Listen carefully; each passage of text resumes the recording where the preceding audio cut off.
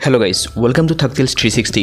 आज बात करते हैं मूवी हर हर महादेव के बारे में। मराठी लैंग्वेज में बनी ये movie first pan India release है, यानी फॉर द फर्स्ट टाइम किसी मराठी मूवी को हिंदी, तमिल, तेलुगु एंड कन्नड़ा लैंग्वेज में रिलीज़ किया जाएगा। ये मूवी एक्सप्लेनेशन वीडियो है, तो वीडियो थोड़ी लंबी हो सकती है। So let's start.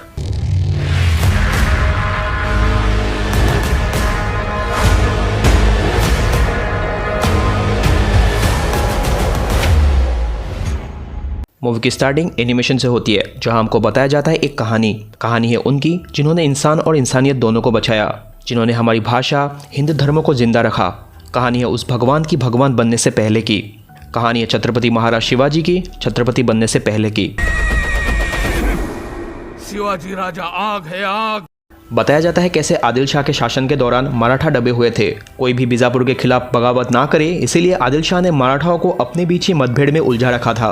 कहीं जात पात को लेकर, कहीं जायदाद को लेकर हमेशा से ही अपनों के बीच ही उलझते रहते थे मराठा। जैसे बंडाल और जयदे के बीच हमेशा से ही आपसी मनमुटाव था। जहां पहले सीन में ही हमको ये दिखाया जाता है कि कैसे महिलाओं के ऊपर शोषण हो रहा था उस वक्त, और ये आदिल शाह के लोगों के द्वारा ही नहीं, खुद अपने लोगों के द्वारा भी होता था।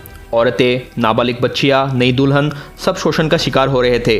और इन सब के पीछे मेनली दो लोगों का हाथ था, भवदा पाटिल और उसका भाई बांदल देशमुख, जो बांदल लोगों का प्रमुख माना जाता था। सब कुछ पता होने के बावजूद भी वो कोई कार्रवाई नहीं करते थे। वही हम देखते हैं दो लोग आकर बांदल देशमुख से ये कहते हैं कि शिवाजी ने उनका जीना मुश्किल कर दिया है। शिवाजी के हिसाब से उन्हें स्वराज में जुड़ना चाहिए, वरना उनके लिए ठीक नहीं होगा।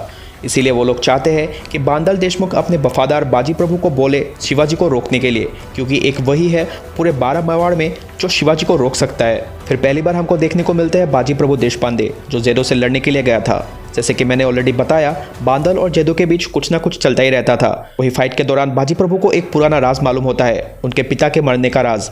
बाजी को पता चलता है उनके पिता के हत्या के पीछे कोई और नहीं बल्कि बांदल देशमुख है। फिर जब जैदो से लड़कर बाजी प्रभु अपने घर आते हैं, उनकी पत्नी सोनाबाई देशपांडे उनको कहते हैं कि वो सिर्फ सही सलामत आए हैं, जीत के नहीं, क्योंकि उनके अपनी ही जगह हृदय महावर में हर दिन कोई ना कोई औरत या फिर नाबालिग बच्चियां दरिंदगी का शिकार हो रही है। बाजी प्रभु इस बात पे सिर्फ दुख ही जता पाते हैं। फिर एक शख्स जो अपनी पहचान धानाजी बताते हैं और बाजी प्रभु से विनती करते हैं कि वो उनके साथ शामिल होना चाहता है। बाजी प्रभु उसे अपने साथ रख लेता है। फिर हम देखते हैं फुलाजी प्रभु देशपांडे यानी बाजी प्रभु के बड़े भाई को, और एक बैक स्टोरी दिखाया जाता है कि कैसे बचपन में उनके पिताजी को कुछ लोग मंदिर में ही मार देते हैं।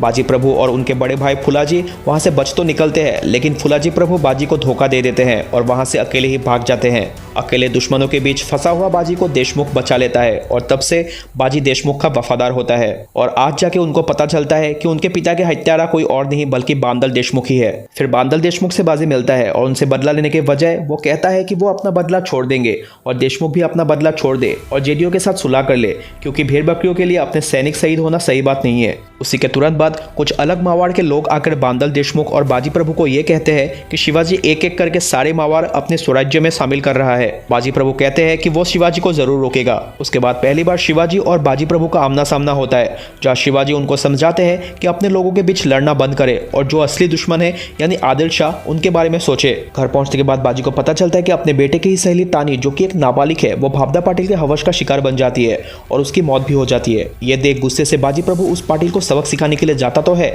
लेकिन देशमुख उसे रोक देता है, क्योंकि पाटिल का रिश्ता बीजापुर के साथ बहुत अच्छा था। बीजापुर यानी आदिल शाह डायनेस्टी की बात हो रही है। उस टाइम बीजापुर के रानी बड़ी साहिबा यही मानती है कि औरतों का बलात्कार और शोषण करके ही मराठाओं को दबा के रख सकते हैं। अपने पिता की ऐसी हालत देखकर बाजी प्रभु के बेटा काफी निराश होता है। अपने पिता के ऊपर से पूरा विश्वास उठ जाता है उसका। दूसरी ओर शिवाजी महाराज बांदल और बाजी प्रभु को स्वराज में जुड़ने के लिए न्योता देते हैं, जिसके उत्तर में बाजी ने कहा वो स्वराज में शामिल नहीं होंगे, और अगर शिवाजी युद्ध चाहते हैं फिर बाजी भी शिवाजी के आने का इंतजार करेगा। फिर हम देखते हैं आदिल शाह के लोग नीलामी के लिए कई लड़कियां और औरतों को लाते हैं और उन्हें समुद्र के रास्ते विदेश में भेजा जाता है। वहीं पे शिवाजी महाराज आके आदिल शाह के लोगों को मार के औरतों को बचा लेते हैं। एंड साथ ही साथ वहां मौजूद एक ब्रिटिश सिपाही को भी ये बोलते हैं कि सिद्दी या फिर आदिल शाह को मदद करना बंद करे। यहाँ पे मैं आपको बता दूं, सिद्दी जौहर एक बहुत ही इंपॉर्टेंट कैरेक्टर है और उनके बारे में हम आगे जाके जानेंगे। दूसरी ओर बाजी प्रभु को पता चलता है कि जो धनाजी बन के उनके साथ था वो असल में धनाजी नहीं है। तो फिर कौन था वो जासूस? वो कोई और नहीं बल्कि शिवाजी महाराज का ही जासूस था इब्राहिम। और जैसे कि बाजी प्रभु ने स्वराज में जुड़ने से इनकार कर दिया और शिवाजी को युद्ध के लिए चुनौती दी, तो उसी के कारण शिवाजी महाराज की सेना और बांदलों के बीच लड़ाई होती है। इस लड़ाई में बांदल देशमुख की मौत हो जाती है। बाजी प्रभु और शिवाजी के बीच काफी देर लड़ाई होने के बाद शिवाजी बाजी प्रभु को स्वराज का मतलब समझाने में सफल होते हैं। कैसे दुश्मनों का सामना करने के लिए मराठाओं को एक होना पड़ेगा, ये शिवाजी महाराज बाजी प्रभु को समझाते हैं। यहीं से शुरू होती है एक अमर दोस्ती की कहानी, एक अमर विश्वास की कहानी। शिवाजी तोहफे में औरतों का शोषण करने वाला हैवान फबदा पाटिल को बाजी को सौंप देते हैं और ये ऐलान भी करते हैं कि स्वराज में बलात्कार एक गुनाह है। बाजी फबदा पाटिल को सब गांव वालों के सामने सजाए मौत देता है। दूसरी ओर ये खबर बीजापुर सल्तनत तक जाती है और उस टाइम बीजापुर सल्तनत के वजीर अफजल खान शिवाजी को मारने का प्रण लेता है। अफजल खान कट्टर हिंदू विरोधी था।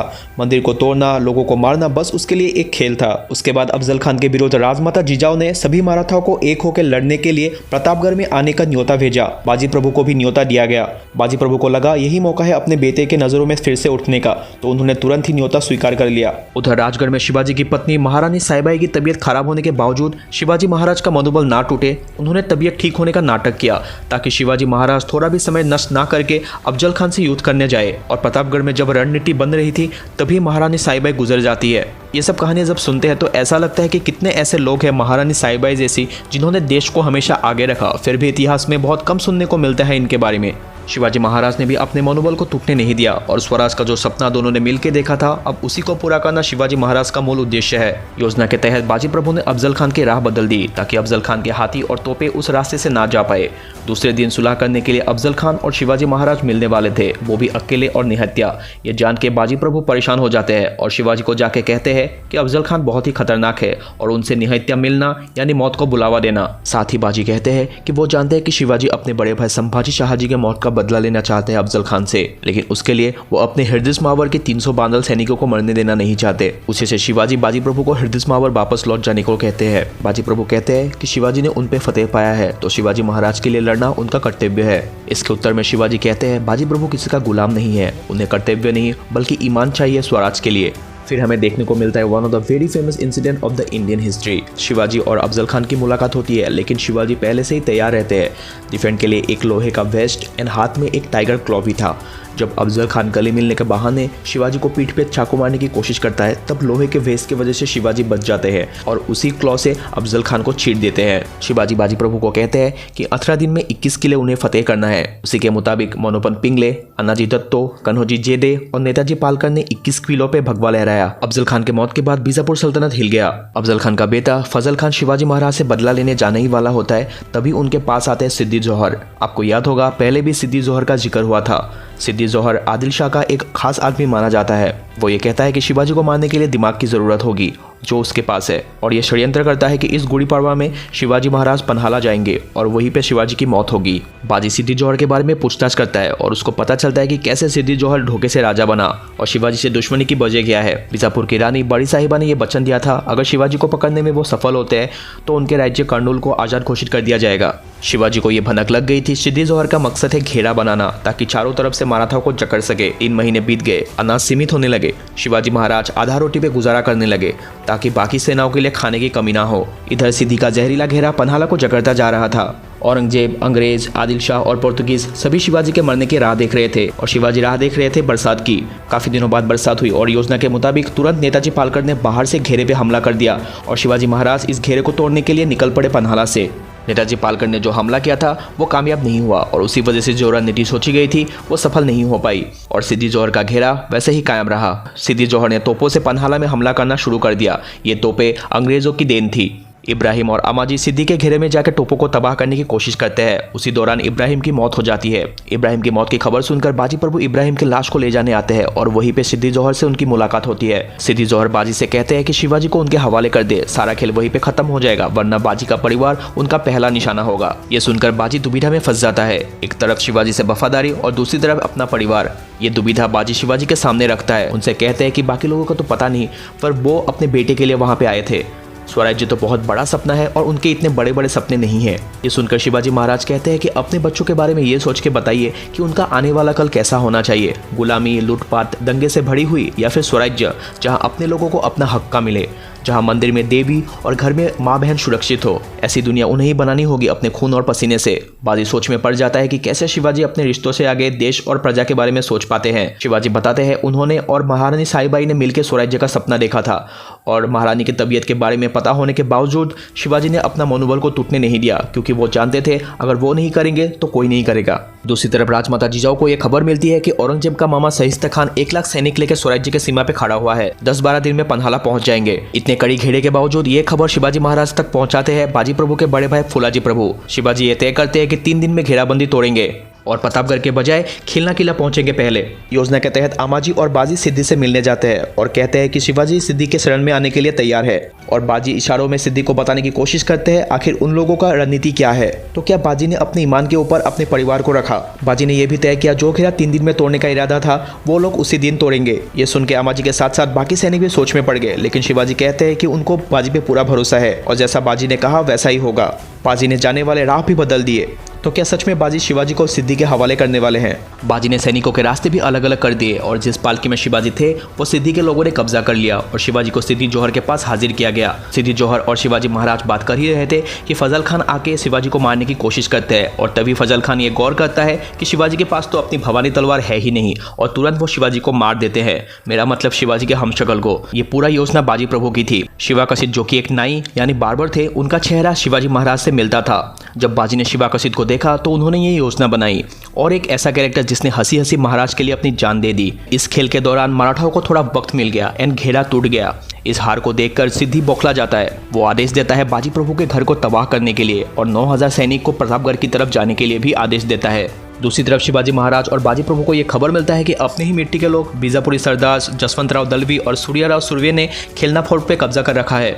खिलना फोर्ट जो कि बाद में जाके विशालगढ़ नाम से जाना जाता है। सुर्वे और डालवी का कंपस यही था कि उन्हें राजा को खिलना फोर्ट पहुंचने से रोकना है। बाजी शिवाजी महाराज को खिलना की तरफ निकलने को कहते हैं, लेकिन शिवाजी नहीं मानते और वो कहते हैं कि और मावरों को मरते हुए नहीं देख सकते।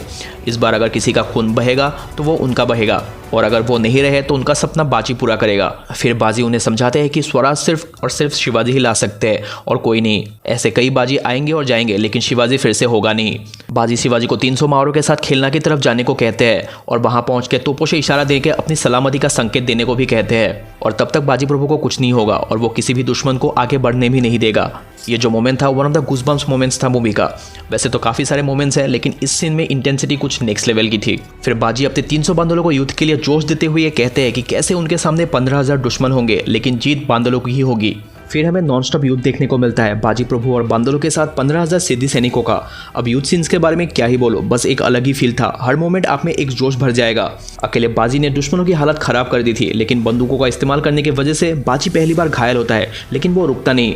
जैसा उन्होंने वचन दिया था, जब तक शिवाजी महाराज खिलना नहीं पहुंच जाते उन्हें कुछ भी नहीं होगा, और ऐसा ही होता है। इतने सारे जख्मों के बावजूद भी वो अकेला सिद्धि सैनिकों के सामने खड़े रहते हैं। उधर शिवाजी महाराज और खिलना के बीच दालवी और सुर्वे खड़े हुए थे। शिवाजी को सुर्वे और दालवी के फौज के साथ सामना करना पड़ा। दूसरी तरफ हरदेश मावर में बाजी के घर में सिद्धि के भेजे हुए लोगों ने हमला कर दिया, लेकिन बाजी के बेटे ने अकेले उनका सामना किया और जीत भी हासिल किया। एक तरफ शिवाजी महाराज दालवी और सुर्वे का खात्मा करके खिलना किला पहुंचते हैं और तोपों से इशारा देते हैं। तोपों का इशारा मिलते ही बाजी प्रभु चैन से अपनी सांसें त्याग करते हैं। ऐसा कहा जाता है बाजी प्रभु और उनके बांदल सेना ने 15,000 सिद्धि सैनिकों को ऑलमोस्ट 18 आवर तक रोक के रखा था, और इसी सेक्रीफाइस को ऑनर करने के लिए शिवाजी महाराज ने इस गोरकिन पास को पवनकिन नाम दिया। तो ये थी मूवी की कहानी। It was a pure brilliance. इतने सारे गूज़बम्प्स मोमेंट्स, इमोशनल मोमेंट्स था कि मूवी देखने के टाइम फीलिंग ही कुछ और थी। मूवी के हर एक एक्टर्स ने बढ़िया काम किया है। मेनली शिवाजी के रोल में सुबोध भावे एंड बाजी के रोल में शरद केलकर की ये one of the best acting performances है। उन्होंने मूवी को जिया है। कांतारा के बाद और एक रीजनल मूवी जिसने एक अलग ही एक्सपीरियंस दिया है इंडियन सिनेमा को। दुख की बात यह है कि इतना अच्छा होने के बावजूद भी मूवी के स्क्रीन्स काफ़ी कम दिए गए हैं due to box office clash. I hope ज़्यादा से ज़्यादा स्क्रीन्स मिले इस मूवी को और सब लोगों तक ये मूवी पहुंचे। अपने इतिहास को जानना और उस पर गर्व करना होगा हमें, वरना आने वाले कल की कोई बुनियाद ही नहीं होगी। ऐसे कई वीरों की कहानियाँ हैं जो मैक्सिमम लोगों को पता ही नहीं है, जैसे लासित बरफुकन की कहानी। आई होप उनके ऊपर भी जल्दी एक मूवी बने। So that's it for this video. I know काफ़ी लंबी वीडियो हो गई है एंड ये मेरा पहला एक्सप्लेनेशन वीडियो है, सो काफ़ी गलतियाँ हो सकती है, तो माफ़ कर देना। अगर आप यहाँ तक वीडियो देख रहे हो then hats off to you. Definitely video अच्छी लगी होगी आपको। अगर येस तो लाइक कर देना। चैनल पे नए आए तो चैनल को सब्सक्राइब कर देना। मिलते हैं नेक्स्ट वीडियो में, तब तक के लिए पीस आउट।